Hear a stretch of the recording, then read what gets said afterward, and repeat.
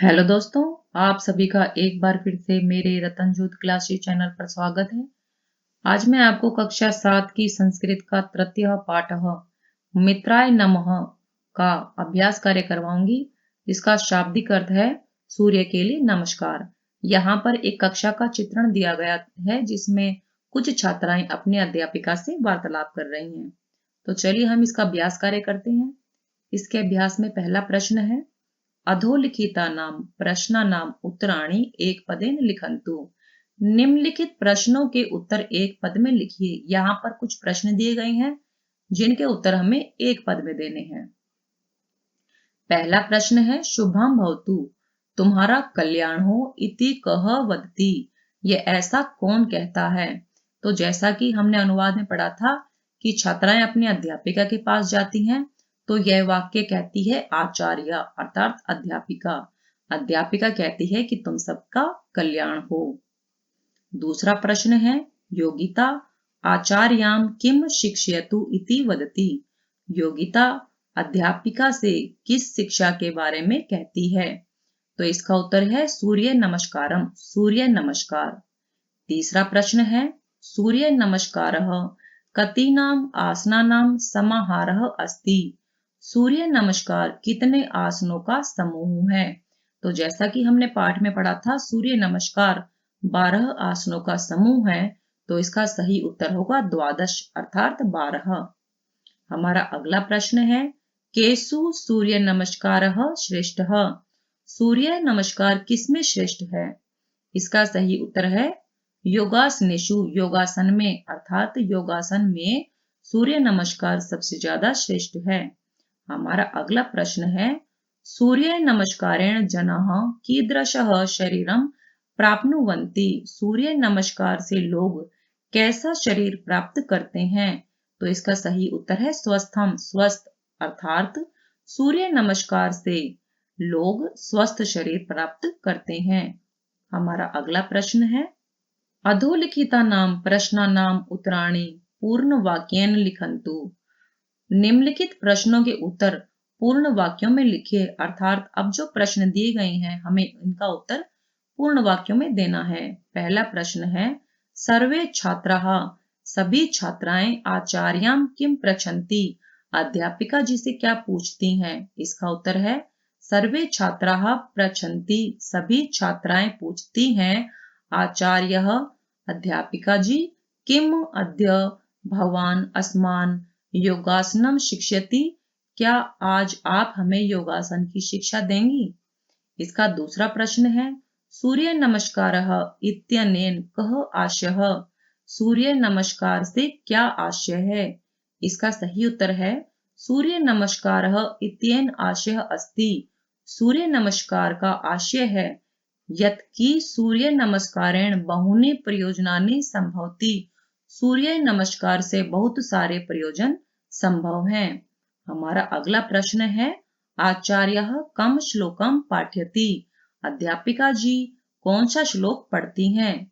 तो इस पाठ में एक श्लोक दिया गया है जो इस प्रकार है, आचार्या श्लोकम पाठयति, अध्यापिका जी श्लोक पढ़ती हैं।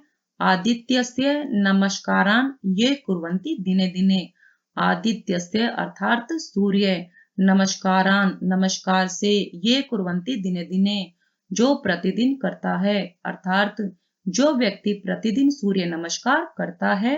आयुः प्रज्ञा बलम वीर्यम, आयु अर्थात आयु, प्रज्ञा अर्थात बुद्धि, बलम बल, वीर्यम वीरता, तेजस्य तेषाम, और तेजस्य तेषाम का अर्थ है तेज च जायते, ये चार चीजें उसकी बढ़ती हैं। अर्थात जो व्यक्ति प्रतिदिन सूर्य नमस्कार करता है उसकी आयु, बुद्धि, बल, वीरता और तेज बढ़ता है। हमारा अगला प्रश्न है, सूर्य नमस्कारस्य प्रथमः मंत्रः क, सूर्य नमस्कार का पहला मंत्र कौन सा है।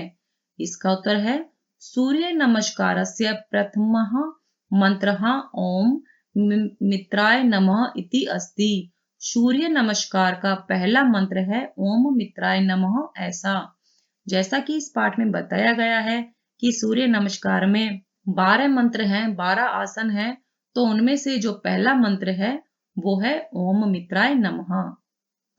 हमारा अगला प्रश्न है सूर्य नमस्कारेण कीदृशम बलम वर्धते। सूर्य नमस्कार से कैसा बल बढ़ता है? तो यहाँ पर इसका उत्तर है सूर्य नमस्कारेण शारीरिक मानसिकम आध्यात्मिकम च बलम वर्धते। सूर्य नमस्कार करने से शारीरिक मानसिक और आध्यात्मिक बल बढ़ता है। हमारा तीसरा प्रश्न है पाठात समुचितम पदम चित्वा अद्यः रिक्त स्थानानि पूरयन्तु। पाठ पढ़कर वाक्य के खाली स्थानों को भरिए। यहाँ पर पहला वाक्य है प्रत्येक स्मात् खालिस्तान पूर्वम एकः मंत्रः भवति। खालिस्तान पर आएगा सूर्य नमस्कारात, अर्थात प्रत्येक सूर्य नमस्कार से पहले एक मंत्र है। दूसरा वाक्य है वयम प्रतिदिनम खालिस्तान करवाम, तो यहाँ पर आएगा सूर्य नमस्कारम। हमारा वाक्य बनेगा वयम प्रतिदिनम, हमें रोजाना सूर्य नमस्कार करना चाहिए। हमारा तीसरा वाक्य है स्वस्थम स्वस्थम च प्राप्नवाम। यहाँ पर पहले खाली स्थान में आएगा शरीरम और दूसरे खाली स्थान में आएगा मनहा, तो हमारा वाक्य बनेगा स्वस्थ शरीर से ही स्वस्थ मन प्राप्त होता है। अर्थात अगर हमारा शरीर स्वस्थ होगा तो हमारा मन भी स्वस्थ होगा। हमारा अगला वाक्य है एकेन खालिस्तान सूर्य नमस्कारस्य बहुनी प्रयोजनानि वदामि। यहाँ पर खाली स्थान में आएगा श्लोकेन, तो हमारा वाक्य बनेगा एकेन श्लोकेन सूर्य नमस्कारस्य बहुनी प्रयोजनानि वदामि। एक श्लोक में सूर्य नमस्कार के बहुत सारे प्रयोजन बताए गए हैं। हमारा अगला वाक्य है आदित्यस्य अर्थात सूर्य नमस्कारान। यहाँ पर हम लिखेंगे नमस्कारान ये कुर्वन्ति दिने दिने, जो प्रतिदिन सूर्य को नमस्कार करता है। इसके बाद हमारा चौथा प्रश्न है पाठे विद्यमानानां नमः युक्त शब्दानां संग्रहं कृत्वा लिखन्तु। अर्थात पाठ में विद्यमान नमः युक्त शब्दों का संग्रह करके लिखिए। इस पाठ में जैसा कि हमने पढ़ा है बहुत सारे शब्द आए हैं नमः वाले, तो वो सभी हमें इस पाठ में से चुनकर यहाँ पर लिखने हैं। तो देखिए ये सभी सूर्य के पर्यायवाची शब्द हैं। इसमें पहला है रवय नमः, सूर्याय नमः, भानवे नमः, खगाय नमः, पूषणे नमः, हिरण्यगर्भाय नमः, मरीचाय नमः, आदित्याय नमः, सवित्रे नमः, अर्काय नमः, भास्कराय नमः। इसके साथ ही हमारी जो अगली एक्सरसाइज है वो है उदाहरण अनुसारम कोष्टकात पदानि सविकृत्य वाक्यानि रचयन्तु। अर्थात उदाहरण के अनुसार कोष्ठक से पदों को लेकर वाक्य बनाइए। यहाँ पर कुछ ऑप्शन दिए गए हैं, इनकी सहायता से हमें वाक्यों का निर्माण करना है। जैसा कि एक शब्द की सहायता से इन्होंने एक वाक्य का निर्माण किया है अग्नय नमः। इसी प्रकार से हम इन सभी शब्दों की सहायता से वाक्य बनाएंगे।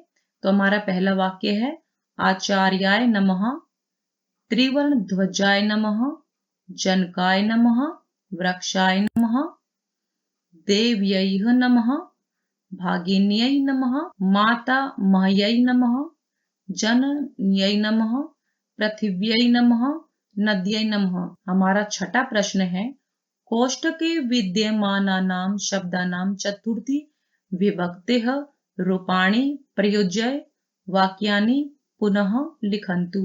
अर्थात कोष्ठक में विद्यमान शब्दों के चतुर्थी विभक्ति के रूपों का प्रयोग कर वाक्य को पुनः लिखिए।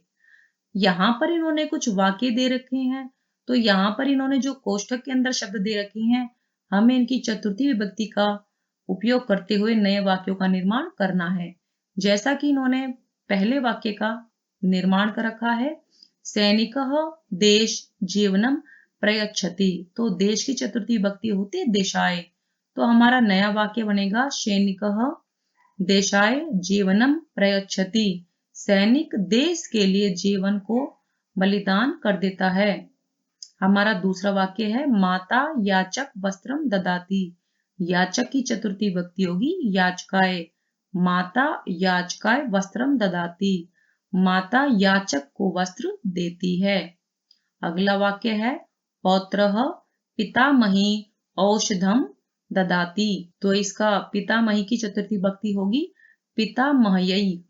तो इसका वाक्य बनेगा पौत्र पितामह्यै औषधम ददाती। अगला वाक्य है हमारा अहम भगिनी उपायनम ददामी, यहाँ पर भगने की चतुर्थी विभक्ति होगा भगिन्यै। तो हमारा नया वाक्य बनेगा अहम भगिन्यै उपायनम ददामी। हमारा अगला वाक्य है पिता सेविका वेतनम ददाती, तो सेविका का चतुर्थी विभक्ति होगी सेविकायै। तो हमारा नया वाक्य बनेगा पिता सेविकायै वेतनम ददाती, पिताजी सेविका को वेतन देते हैं। अगला वाक्य है त्वम मित्र पुष्पम ददासी, मित्र की चतुर्थी विभक्ति होगी मित्राय। तो हमारा वाक्य बनेगा त्वम मित्राय पुष्पम ददासी, तुम मित्र को फूल देते हो। हमारा अगला वाक्य है देवः भक्त आशीर्वादम ददाती, यहाँ पर भक्त की चतुर्थी विभक्ति होगी भक्ताय। तो हमारा वाक्य बनेगा देवः भक्ताय आशीर्वादम ददाती, देव भक्त को आशीर्वाद देता है। अगला वाक्य है आरक्षकः, आरक्षक का मतलब होता है पुलिस। आरक्षकः चोर दंडम ददाती, चोर की चतुर्थी विभक्ति होगी चोराय। तो हमारा वाक्य बनेगा आरक्षकः चोराय दंडम ददाती, अर्थात पुलिस चोर को दंड देती है। हमारा 7वां प्रश्न है उदाहरण अनुसारम माता कस्मै कस्यै धनम ददाति इति कोष्टके विद्यमानानि पदानि उपयुज्य लिखन्तु, अर्थात उदाहरण अनुसारम माता किसको धन देती है, इसे कोष्टक में विद्यमान पदों को जोड़कर लिखिए। यहाँ पर एक चित्र दिया गया है जिसमें माता और ददाती, माता देती है और बीच में बहुत सारे शब्द लिख रखे हैं जिनका अर्थ है पुत्री, पुत्र, पाचिका अर्थात खाना बनाने वाली, आपणिकः अर्थात व्यापारी या दुकानदार, याचकः अर्थात मांगने वाला या भिखारी, पितामही अर्थात दादी जी। तो इन सब का उपयोग करते हुए हमने यहाँ पर वाक्यों का निर्माण किया है। एक वाक्य का निर्माण इन्होंने खुद दे रखा है, जैसे माता पुत्रेय धनम ददाती, माता पुत्री को धन देती है। तो हम यहाँ पर देखिए पुत्र है, पुत्र की चतुर्थी विभक्ति होगी पुत्राय। तो हमारा वाक्य बनेगा माता पुत्राय धनम ददाती, माता पुत्र को धन देती है। हमारा अगला शब्द है पाचिका, तो पाचिका की चतुर्थी विभक्ति होगी पाचिकायै, माता पाचिकायै धनम ददाती, अर्थात माता खाना बनाने वाली को धन देती है। हमारा अगला शब्द है आपणिक अर्थात व्यापारी या दुकानदार, इसकी चतुर्थी विभक्ति होगी आपणिकाय। तो हमारा वाक्य बनेगा माता आपणिकाय धनम ददाती, अर्थात माता दुकानदार को धन देती है। अगला शब्द है याचकः, मांगने वाला, याचक की चतुर्थी विभक्ति होगी याचकाय। तो हमारा वाक्य बनेगा माता याचकाय धनम ददाती, माता भिखारी को धन देती है। अगला शब्द है पितामही अर्थात दादी जी की चतुर्थी विभक्ति होती है पितामह्यै। तो हमारा वाक्य बनेगा माता पितामह्यै धनम ददाती, माता दादी जी को धन देती है। हमारा 8वां प्रश्न है उदाहरण अनुसारम रिक्त स्थानानि पूरयन्तु, अर्थात उदाहरण के अनुसार खाली स्थान भरिए। यहाँ पर कुछ खाली स्थान दिए गए हैं, हमें उसमें चतुर्थी विभक्ति भरनी है। जैसे इन्होंने गणेश की लिख रखी है, गणेश की चतुर्थी विभक्ति होती है गणेशाय, गणेशाभ्याम, गणेशेभ्य। इसी प्रकार से यहाँ पर एक भक्त शब्द दे रखा है, भक्त शब्द की चतुर्थी विभक्ति होगी भक्ताय, भक्ताभ्याम, भक्तेभ्यः। इसी प्रकार यहाँ एक सेविका शब्द दे रखा है, सेविका शब्द की चतुर्थी विभक्ति होगी सेविकायै, सेविकाभ्याम, सेविकाभ्यः। अगला शब्द है अनुजा, अनुजा की चतुर्थी विभक्ति होगी अनुजायै, अनुजाभ्याम, अनुजाभ्यः। अगला शब्द है गृहिणी, गृहिणी की चतुर्थी विभक्ति होगी गृहिण्यै, गृहिणीभ्याम, गृहिणीभ्यः। अगला शब्द है कुमारी, कुमारी की चतुर्थी विभक्ति होगी कुमार्यै, कुमारीभ्याम, कुमारीभ्यः। इसी प्रकार जो वन शब्द है इसकी चतुर्थी विभक्ति होगी वनाय, वनाभ्याम, वनेभ्यः। हमारा अगला शब्द है मित्र और मित्र की चतुर्थी विभक्ति होगी मित्राय, मित्राभ्याम, मित्रेभ्यः। और दोस्तों इसी के साथ इस चैप्टर का अभ्यास कार्य खत्म हो जाता है। अगर आपका इससे संबंधित कोई प्रश्न है तो कमेंट बॉक्स में अवश्य लिखें। धन्यवाद।